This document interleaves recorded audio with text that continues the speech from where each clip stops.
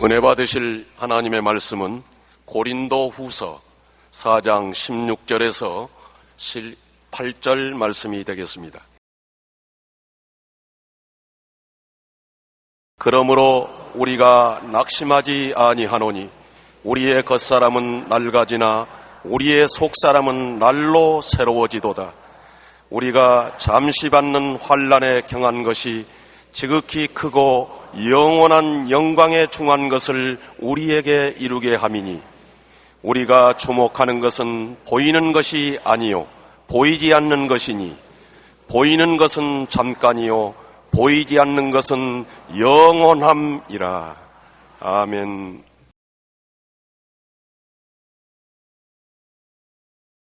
왜 고난이 필요한가? 이 제목으로 오늘 말씀을 나누겠습니다. 우리 한국의 옛말에 입에 쓴 약이 몸에는 좋단 말이 있는 것입니다. 한약 같은 거 먹어보면 좋은 약일수록 입에 씁니다. 그러나 입에는 써도 몸에는 병을 치료하고 건강을 가져오는 귀한 약재인 것입니다. 우리의 삶의 과정에서 당하는 고난은 정말 싫어요. 정말 고난받기를 좋아하는 사람 누가 있겠습니까? 몸서리칩니다. 고난 안 받으면 좋겠습니다. 그런데도 불구하고 우리 속 사람이 새로워지고 성장하는 데는 꼭 필요한 약이 쓴 고난인 것입니다. 안 자라려면 몰라도 우리가 자라려면은 고난이라는 약을 먹어야 성장하는 것입니다. 바울 선생은 고난의 유익에 관하여 이렇게 말씀하셨습니다. 고린도 후서 4장 16절로 18절. 그러므로 우리가 낙심하지 아니하노니 우리의 겉사람은 낡아지나 우리의 속사람은 날로 새로워지도다. 우리가 잠시 받는 환난에 경한 것이 지극히 크고 영원한 영광에 중한 것을 우리에게 이루게 하미니 우리가 주목하는 것은 보이는 것이 아니요 보이지 않는 것이니 보이는 것은 잠깐이요 보이지 않는 것은 영원함이라. 첫째로 고난은 왜 우리에게 필요하냐면 하나님을 찾게 만들어주는 것입니다. 등 따쓰고 배부르고 평안할 때는 하나님이 필요 없어요. 하나님 찾지 않아요. 내 힘으로 내 노력으로 내가 잘 산다고 생각하고 하나님의 도움을 필요로 하지 않지만은 고난을 당하게 되면 내가 얼마나 보잘것없고 내 힘이 무력하고 나의 힘으로는 할 수 없다는 것을 깨닫게 되면 하나님을 찾게 되는 것입니다. 예수님이 제 아들과 함께 저편 언덕으로 가자 말씀하시고 배를 타고 출발했는데 날씨가 좋고 훈풍이 불고 바다가 잔잔하니까 제 아들이 자기들끼리 이야기하는데 심취하여 예수님을 등한히 했습니다. 예수님은 아무하고도 말할 사람이 없기 때문에 그냥 배 한 머리에 가셔서 손으로 벽이하고 주무시기 시작한 것입니다. 그런데 점점 날씨가 싸나워지고 바람이 불고 파도가 거세져서 제 아들이 배를 바로잡을 수가 없고 그들에 갔다가는 배가 파손하게 되므로 그때야 그들은 예수님을 찾았습니다. 좋을 때는 자기들끼리 이야기하고 희희낙낙한다고 예수님을 찾지 않다가 배가 풍랑에 부딪히니까 비로소 예수님을 찾았습니다. 예수님 어디 계시냐? 예수님 어디 계시냐? 보니까 예수님은 배 한 모리에 팔을 벽이하고 주무시고 계십니다. 다 몰려가서 주여 주여 우리가 죽게 됐나이다. 우리가 죽게 된 것을 돌보지 아니하시나이까? 예수님을 깨어 흔드니까 그때 예수님이 깨어나서 바람과 바다를 꾸짖으시니 바람이 잠잠하고 바다가 고요하게 된 것입니다. 우리가 편안할 때는 예수님이 곁에 계시도 대화하지 않습니다. 예수님의 도움이 필요 없다고 생각하는 것입니다. 풍랑을 만나서 자기 힘으로 인생을 도저히 항해해 갈 수 없을 때는 예수님이 어디 계신가? 새벽 기도를 나오고 철야 기도를 하고 기도원에 가서 금식하면서 주여 주여 우리가 죽게 됐나이다. 우리의 죽는 것을 그대로 내버려 두나이까 간절히 부르짖고 찾게 되는 것입니다. 우리가 주님을 찾으면 주님이 잠을 깨사 우리를 돌보시는 것입니다. 바울과 함께 로마로 가던 알렉산드리아 호의 성과 성객들이 유라굴라를 만나자 모두 하나님께 돌아온 사실이 기록되어 있는 것입니다. 바울이 죄수가 되어서 손이 묶이고 차고에 발이 채여서 성객들과 함께 알렉산드리아 호를 타고 로마로 갑니다. 그런데 그들이 가는 도중에 큰 풍랑을 만났습니다. 해와 달과 별이 보이지 않고 파도가 얼마나 거센지 살 희망도 잊어버렸었습니다. 배에 있는 짐을 다 불어버리고 배 기구까지 다 물에 던져버리고 바람 부는 대로 물결 치는 대로 배를 내버려 놓은 것입니다. 이것이 하루 이틀이 아닙니다. 한 주일이 지나도 풍랑이 끝나지 않냐고 2주일이 지나도 풍랑이 끝날 것 같지 않습니다. 14일째 될 때 비로소 하나님께서 바울 선생에게 계시하여 주셨습니다. 바울아, 두려워하지 말라. 내가 가이사 앞에 서야 하겠고 또 하나님께서 너와 함께 항해하는 자를 다 내게 주셨다 하였으니 그러므로 여러분이 안심하라. 나는 내게 말씀하신 그대로 되리라. 하나님을 믿노라. 그 풍랑 가운데 아무에도 의지할 수가 없습니다. 이제는 죄수인 바울이 그 배의 선장보다 더 낮게 존경을 받습니다. 군인들도 선원들도 선객들도 하나님과 교통하는 바울의 입만 바라봅니다. 바울이 그들에게 하나님을 의지하라고 전도하고 예수님이 여러분을 구원하신다고 말해 주었을 것입니다. 그런데 바울이 그들 가운데서 여러분이 이제 평안하고 안심하라. 배에는 아무 사고가 없고 여기에 탄 276명을 다 내게 주셨다고 하셨으니 여러분 중에 한 사람도 죽는 사람이 없을 것이다. 그리고 안심을 지키는 것입니다. 그 배에 탄 군인들과 승객들이 풍랑이 일어나지 않을 때는 바울을 완전히 죄수로 느끼고 눈여겨보지도 않았습니다만 풍랑을 만나니까 예수님을 믿고 하나님과 동행하는 바울에게 목숨을 걸고 기대한 것입니다.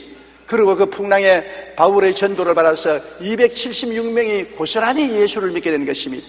몸은 풍랑으로 고통을 당하고 화물은 다 잊어버렸지만 영원한 영혼이 풍랑을 통해서 하나님을 찾게 된 것입니다. 풍랑을 안 만났더라면 그 배에 탄 276명이 예수를 믿을 리가 만무한 것입니다. 그러나 풍랑이 그들로 하여금 하나님을 찾게 만들어 주신 것입니다.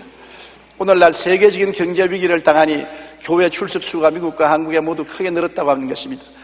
미국과 한국뿐 아니라 전 세계가 경제적인 부흥을 갖고 귀노래를 부르면서 하나님은 잊어버리고 육신의 정욕, 안목의 정욕, 이 세상 자랑을 쫓아 이리 모이고 저리 모이고 떠돌아다녔습니다. 주님께서 우리를 위해서 십자가에 못 박에 몸짓고 피를 흘려 우리를 구원해 주셨구만. 세상의 물질과 쾌락에 취한 사람들이 주님의 부르심을 듣지 아니하고 귀를 막고 세상을 향해서 나갔습니다. 그래서 하나님이 세계적인 경제 위기를 보낸 것입니다. 이것이 경제적인 풍랑인 것입니다. 미국에서부터 출발해서 온 세계 풍랑이 대장한 것입니다. 중소기업이 무너지고 대기업도 가문을 하고 조그마한 점포를 하는 사람들은 문을 닫고 직장을 잃고 월급을 받지 못하고 어려움이 태산같이 쌓여오는 것입니다. 왜? 하나님을 잊어버렸으니까 당연히 당할 절망인 것입니다. 제자들이 예수님을 주무시게 하고 나자 풍랑이 온 것처럼 오늘날 이 세계는 경제적인 부흥을 구가하며 주님을 잊어버렸기 때문에 큰 풍랑이 다가온 것입니다. 이제 이 세상의 풍랑에서 살아날 길은 주님을 깨우시는 도리밖에 없는 것입니다. 주여 주여 우리가 죽게 됐나이다. 우리를 살려주셔서 주님을 깨우쳐야 되는 것입니다. 호세아 5장 15절로 6장 1절에 보면 그들이 그 죄를 뉘우치고 내 얼굴을 구하기까지 내가 내 곳으로 돌아가리라. 그들이 고난받을 때 나를 간절히 구하리라. 오라 우리가 야훼께로 돌아가자. 야훼께서 우리를 찢으셨으나 도로 낫게 하실 것이요 우리를 치셨으나 싸매어 주실 것입니다. 여기 보십시오.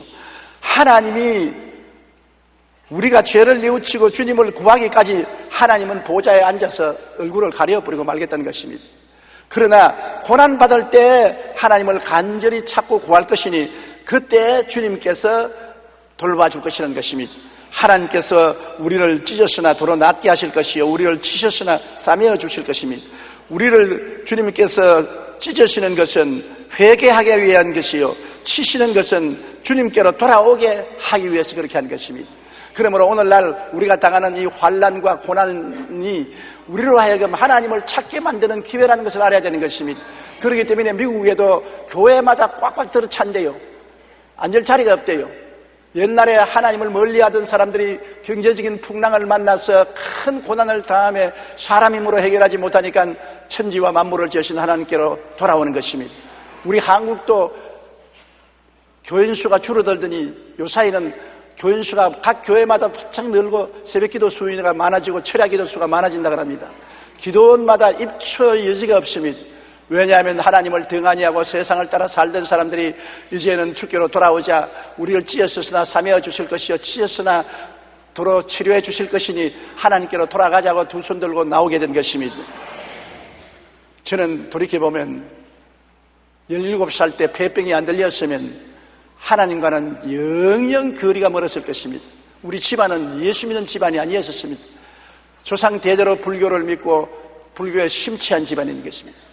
그러나 제가 6.25 때 폐병에 걸려 피를 토하고 죽어가면서도 치료받을 약도 없고 병원에 입원할 처지도 못 되고 냉방에 들어 누워서 죽게 되니까 의지할 곳이 하나님밖에 없습니다. 그래서 저는 하나님 교회에 나가 본 적도 없고 설교를 들어본 적도 없지만은 하나님은 알고 있으니까 천지를 지으신 하나님이 계시면 나를 살려주십시오. 그러면 내 평생 주님께 일생을 바쳐서 하나님을 섬기겠습니다. 그렇게 하나님을 찾은 것이 전도자가 우리 집에 와서 예수를 전도하셔서 예수를 믿게 되고 구원을 받고 그리고 하나님이 나를 고쳐주시고 주의 종이 되어서 50년을 하나님을 섬길 수 있게 된 것입니다. 그러므로 고난은 그 당시에 쓰디 쓴 고난이지만은 제가 일생을 돌아볼 때 내 일생에 제일 큰 축복이 폐병 걸린 축복인 것입니다. 내가 폐병 걸린 덕분에 아버지 어머님도 예수 믿고 구원받고 형제들이 다 예수 믿고 구원받게 되고 일가 친척들이 예수 믿고 구원받게 되었으니 하나의 씨가 땅에 떨어져 많은 열매를 맺는 것처럼 한 사람이 예수 믿으니까 온 집안이 다 예수 믿게 된 것입니다. 그러므로 고난이 그 당시에는 굉장히 괴롭고 씁쓸해 보이나 시간이 지나고 하나님을 찾게 되면 고난은 거대한 영광으로 변화되게 되는 것입니다. 시편 34편 17로 19절에 의인이 부르짖음에 야훼께서 들으시고 그들의 모든 환난에서 건지셨도다. 야훼는 마음이 상한 자를 가까이 하시고 충심으로 통회하는 자를 구원하시는도다. 의인은 고난이 많으나 야훼께서 그 모든 고난에서 건지시는도다. 한두 고난에서만 건지는 것이 아니라 모든 고난에서 건진다고 말하는 것입니다. 그러므로 지금 여러분에게 크고 작은 고난이 다가오면 여러분 예수 믿는 의인이기 때문에 하나님이 결국에 여러분을 건지시는 것입니다. 그러나 이 고난을 통해서 여러분이 하나님을 등한히 했던 것을 회개하고 깨닫고 깨어져서 하나님 앞에 나와야 되는 것입니다. 그러면 하나님께서 그 보좌에서 손을 내밀어 여러분을 붙들어 주시고 고난이 변하여 영광이 되게 만들어 주는 것입니다. 성경에는 환난 날에 내가 저와 같이 하여 저를 건지고 영화롭게 하리라. 환난에서 그냥 건져주는 것이 아니라 건지고 난 다음에 환난만큼 영광스러움을 허락해 주시겠다는 것입니다. 둘째로 고난은 회개와 변화를 가져오는 것입니다. 속사람에 무관심하던 사람이 고난을 받으면 속사람이 살아나기 시작하는 것입니다. 그 사람, 즉 육신의 삶만 찾아오던 사람이 고난당하면 육신이 아무 힘이 없지 않습니까? 육신의 힘으로 인간의 삶의 문제를 해결하지 못하고 무력함을 깨닫게 되면 그 다음에는 속사람이 일어나서 하나님을 찾기 시작하는 것입니다. 속사람, 즉 영혼의 사람을 간절히 찾게 되는 것입니다. 고린도후서 4장 16절에 그러므로 우리가 낙심하지 않으니 우리 그 사람은 낡아지나 우리 속사람은 날로 새로워지도다. 그 사람이 낡아져야 속이 새로워지거든요. 그 사람이 건강하고 부귀와 영화와 공명을 다 누릴 때는 속사람이 있는지 없는지 관심도 없습니다. 속이 살든지 죽든지 그 사람만 잘 먹고 잘 입고 잘 살면 된다고 쾌락에 빠져서 사는 것입니다. 육신의 정욕을 따라 살고 안목의 정욕을 따라서 살고 이 세상의 자랑을 따라 사는 것입니다. 그러나 고난이 다가오면 육신이 쇠하여지는 것입니다. 병들면 건강이 쇠하여지는 것처럼 가난하게 되면 먹을 것이 없어 육신이 쇠하여지는 것처럼 고난을 당하면 가정생활이 쇠하여지는 것처럼 눈에 보고 귀로 듣고 냄새 맡고 맛보고 만지는 내 현실 환경이 어려워지는 것입니다. 육신이 의탁할 곳이 없이 쇠약해지는 것입니다. 그렇게 되면 속사람이 꿈틀거리고 살아 일어나는 것입니다. 그러므로 어찌할 도리가 없습니다. 이런 이율배반이지만은 육신이 강하면 속사람이 약하고 속사람이 강해지면 육신이 약해지는 것입니다. 그러므로 하나님께서는 바울 선생에게 육신의 가시와 사탄의 사자를 주어서 그 육신의 삶을 괴롭혔던 것입니다. 바울이 3번이나 그 육신의 가시를 옮겨달라고 하니까 하나님께서 말씀하기를 바울아 내가 약할 때 내가 강하다고 말했던 것입니다. 그러므로 바울은 오히려 자기 약한 것을 자랑하노니 하나님의 능력이 자기와 함께 하려 함이라고 하는 것입니다. 우리가 약해질 때 속사람이 강해집니다. 약해질 때 우리가 성경을 읽게 되고 약해질 때 주님께 기도하게 되고 약해질 때 열심히 교회에 나오게 되는 것입니다. 강할 때는 교회에 나오지 않고 친구들하고 놀러가고 술집에 나가고 혹은 쇼핑을 가고 영화관에 가고 노래방에 가고 그러다가 고난되면 술집도 쇼핑도 노래방도 다 눈에 들어오지 않습니다. 육체가 고난당해서 가시에 찔리고 약해지면 하나님을 찾아 나가게 되는 것입니다. 선부여 어지없소서 손들고 옵니다. 주 나를 박대하시면 내 어디 가리까 하는 간절한 회개를 하게 되는 것입니다. 세상과 정욕을 쫓아가던 사람이 회개하고 하나님의 뜻을 찾는 데는 고난밖에 더 좋은 일이 없습니다. 고난이 없을 때는 하나님의 뜻을 찾지 않고 자기 뜻대로 사는 것입니다.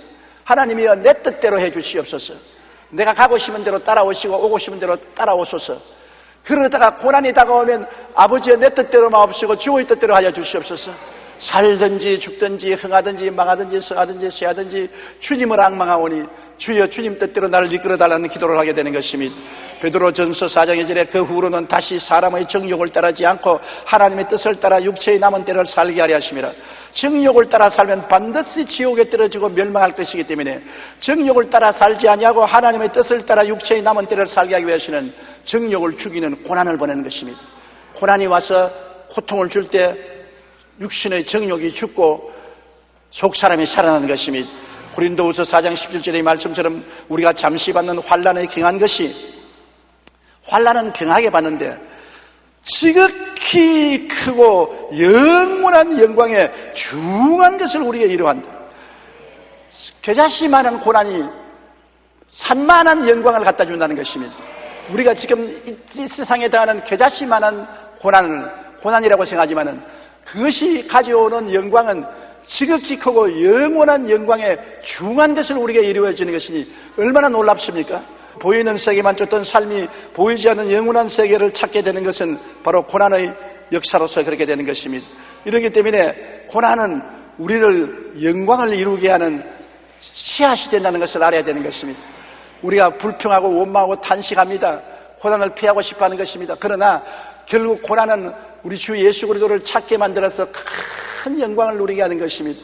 나중에 천국에 올라가면 얼마나 큰 영광이 다가오겠습니까?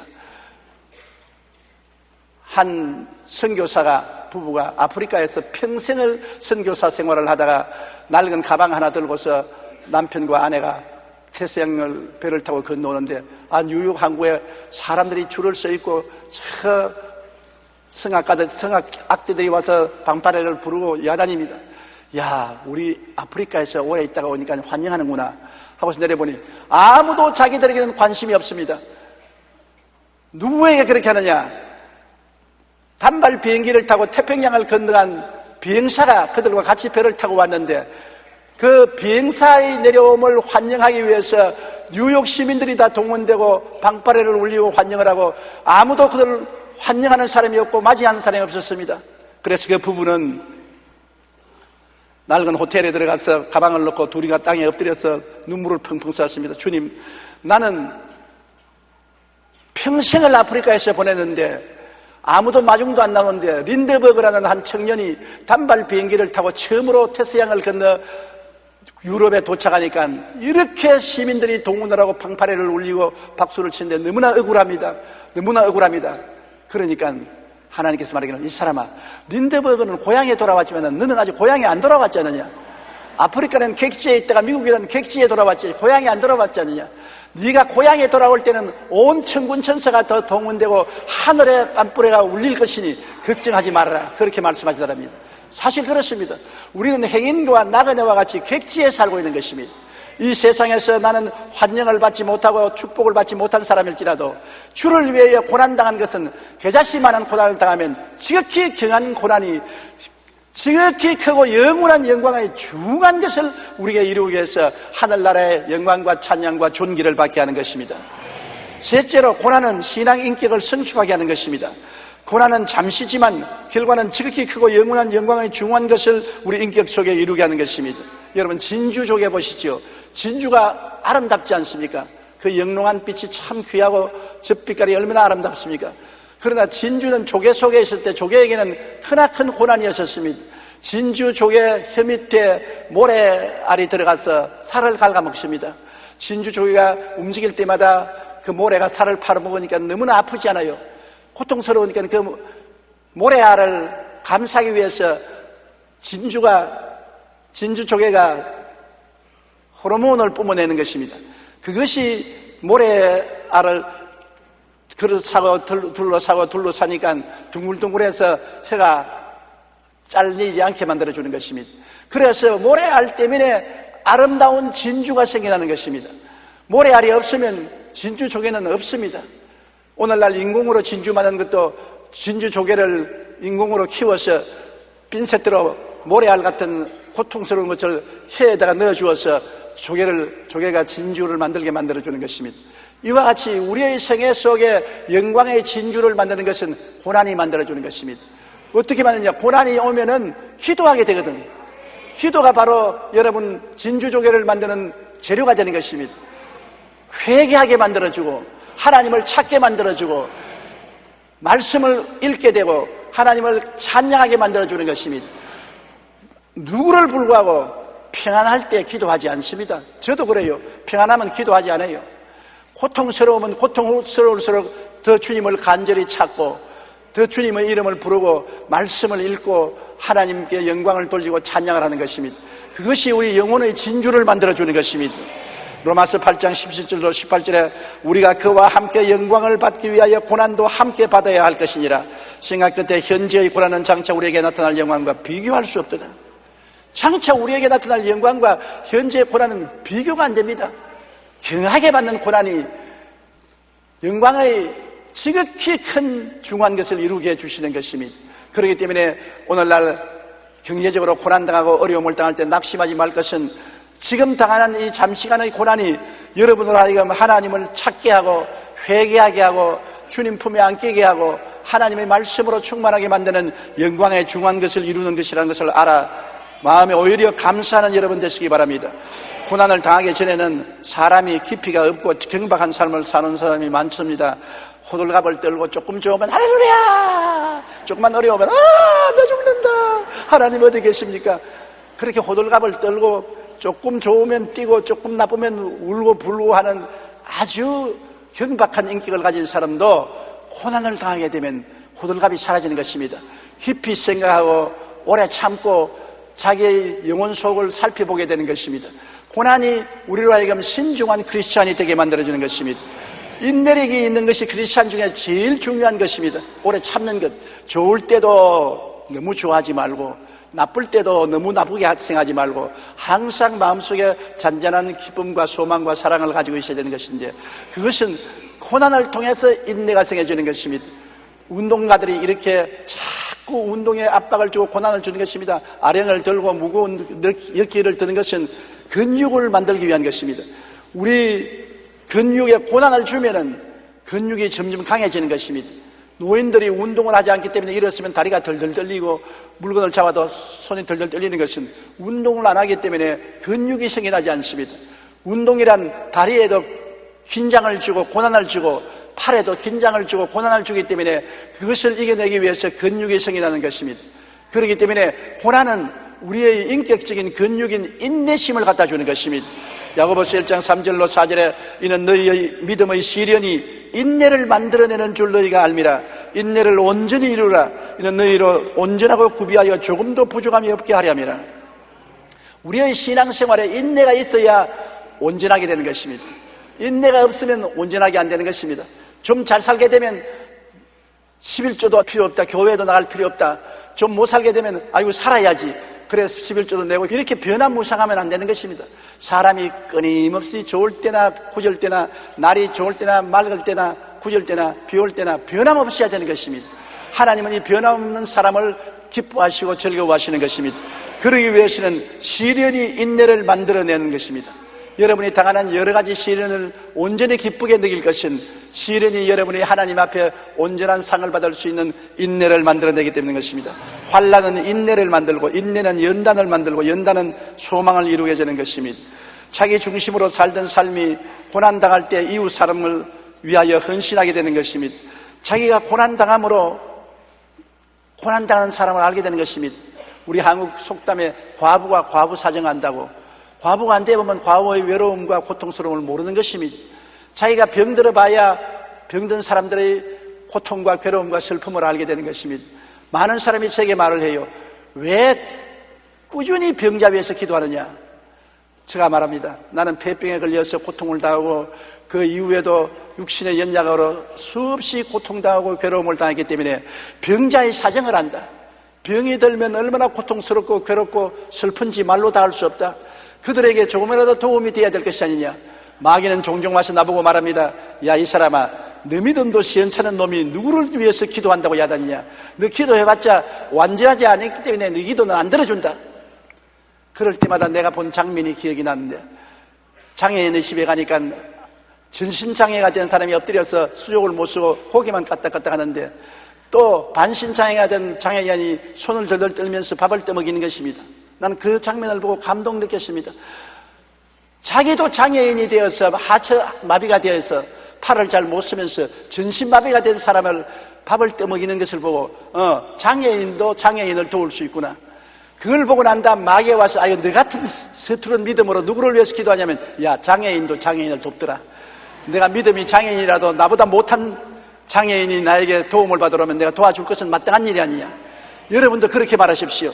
마귀가 와서 아니, 네 같은 믿음으로 뭘 하느냐, 네가 무슨 구역장이냐, 네가 무슨 지역장이냐, 네가 무슨 전도를 하냐. 아이고, 웃긴다. 그러면 마귀야, 장애인도 장애인을 돕더라. 내가 믿음이 장애인이라도 나보다 못한 장애인을 도울 권리가 있고 의무가 있다. 자기가 장애인이 되어봐야 다른 사람의 장애인이 얼마나 슬프고 고달픈 것을 알고 도우려고 하는 것처럼, 고난을 받아봐야 고난당하는 사람을 불쌍히 여기고 함께 고난을 걸머져 주려고 동정을 하는 것입니다.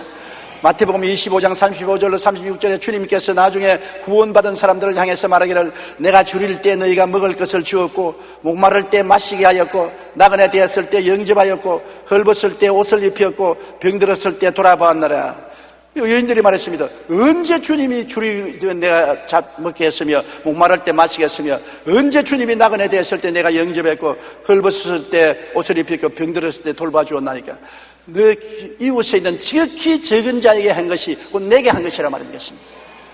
우리 이웃에 고통당하는 사람하고 고통을 나누고 함께 도와주는 것이 예수님을 도와주는 것과 같다고 주님은 상급을 주시는 것입니다. 그러므로 내가 고난당하면 이웃의 고난에 동참하게 되는 것입니다. 내가 줄여봐야 배고픈 사람의 사정을 알고 배고픈 사람을 도와줄 수가 있는 것입니다.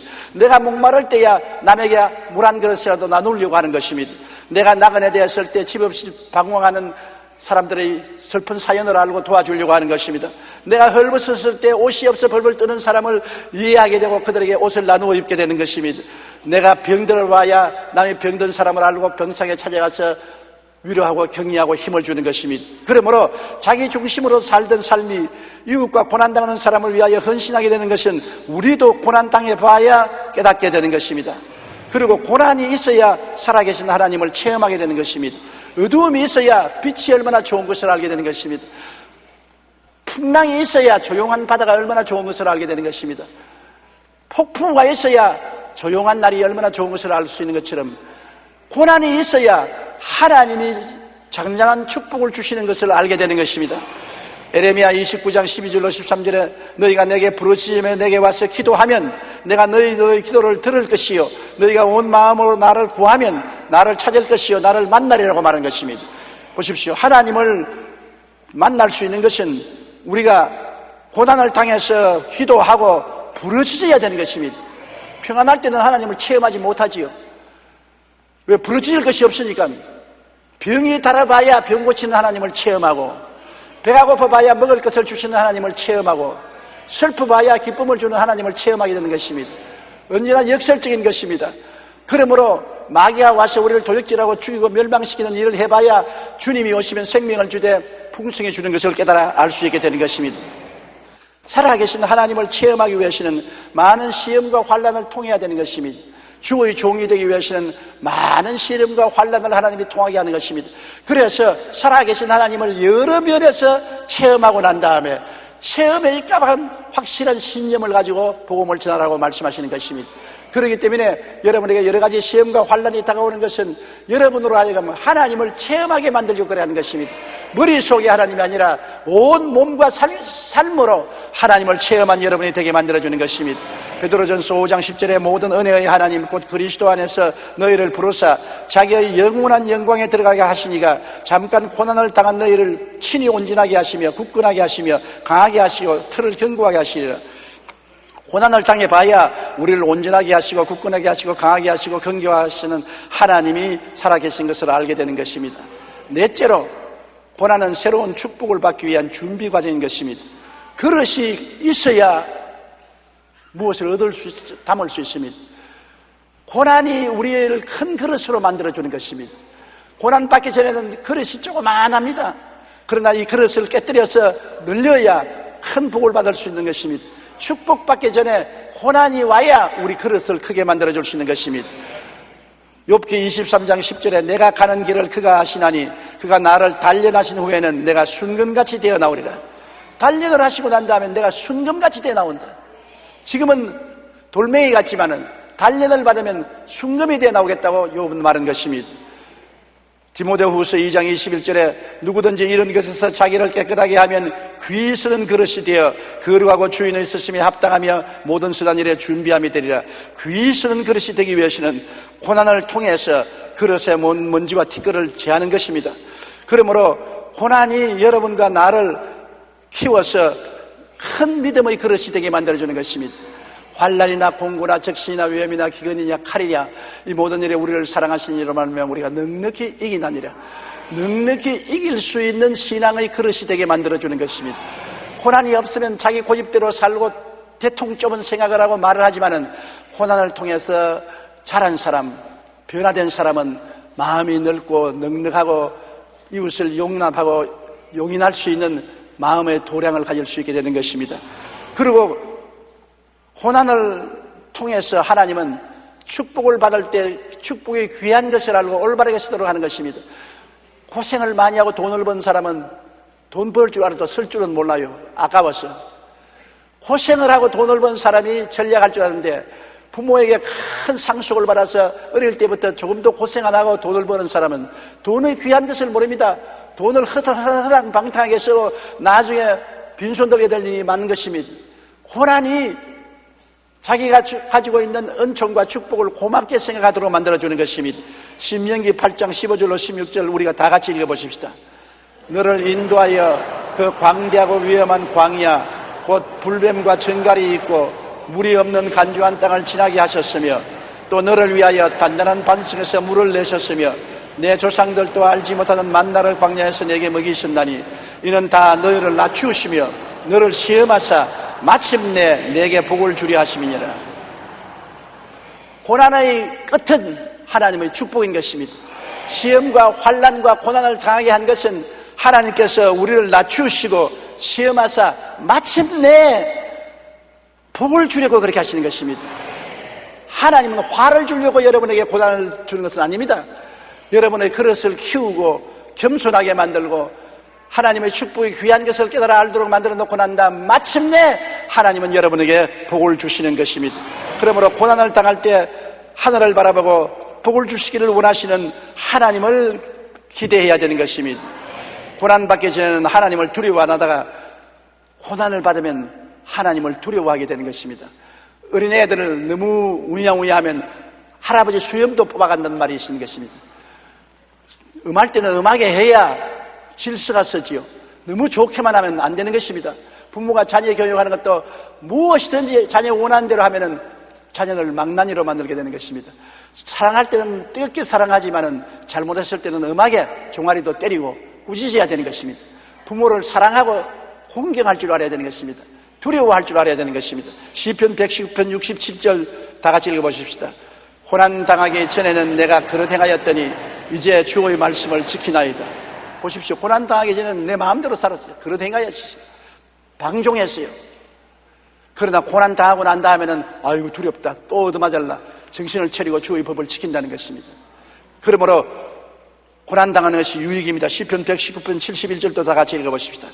고난 당하는 것이 내게 유익이라 이로 말미암아 내가 주의 율례들을 배우게 되었나이다. 고난은 우리에게 유익이 되는 것입니다.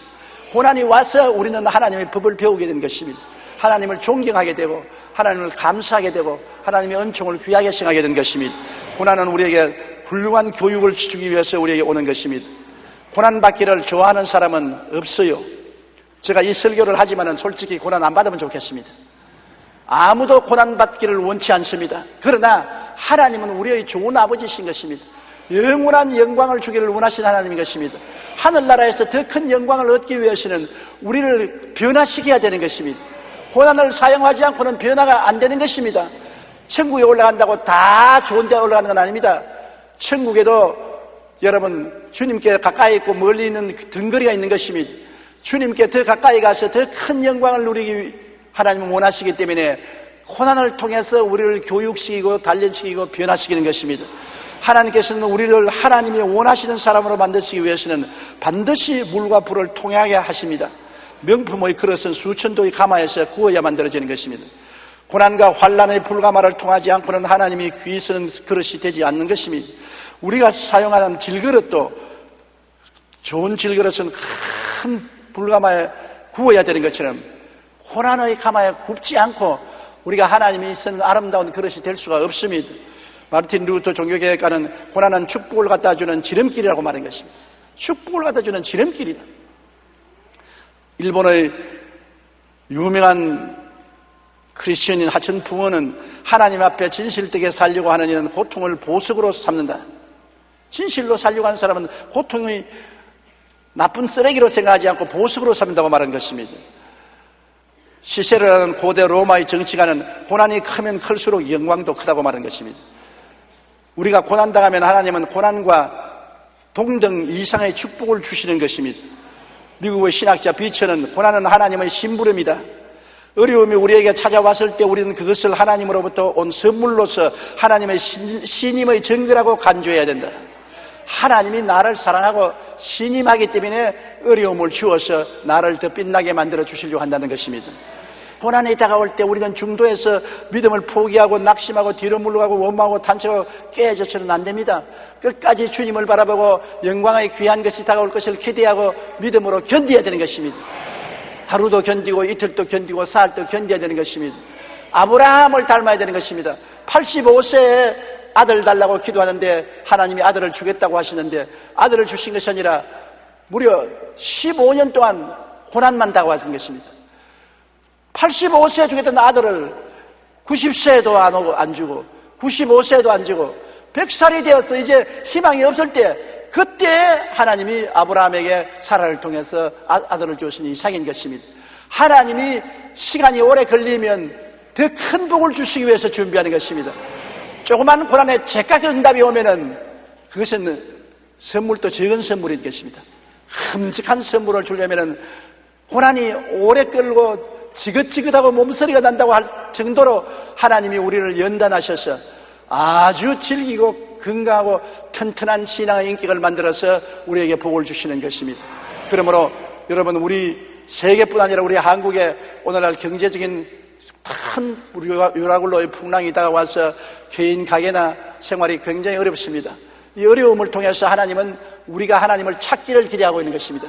돌이켜 하나님을 찾고 우리 죄를 회개하고 주님을 마음속에 받아들이며 우리 인격이 변화되어 내 중심에서 하나님 중심이 되고 하나님의 영광을 위해서 사는 우리들이 되기를 원하시는 것입니다. 이 기간을 우리가 인내와 믿음으로 견뎌내면 다음에는 이 환난과 고난 이상 큰 축복이 우리 개인 가정생활, 자녀, 사회, 국가에 다가오게 되는 것입니다. 고난은 혼자 왔다가 혼자 지나가는 법이 없습니다. 하나님을 믿는 사람에게는 고난은 축복을 등에 걸머지고 와서 먼저 들어오나 나중에는 축복을 불어넣고 나가는 것입니다. 그러므로 고난받는 사람은 오히려 고난을 기쁘게 느끼고 환영하시기 바랍니다. 원망, 불평, 탄식하지 말게 되시기를 주의 이름으로 축원합니다. 우리 기도드리겠습니다. 전능하신 우리 아버지 하나님, 우리가 이 땅에 사는 동안에 하나님께서 여러 가지 고난을 보내는 것은 우리를 변화시키게 하나님 백성으로 훌륭한 인격자가 되기 위해서 돌보신다는 것을 알고 깨달았습니다. 하나님 아버지여, 고난이 좋은 사람은 아무도 없습니다.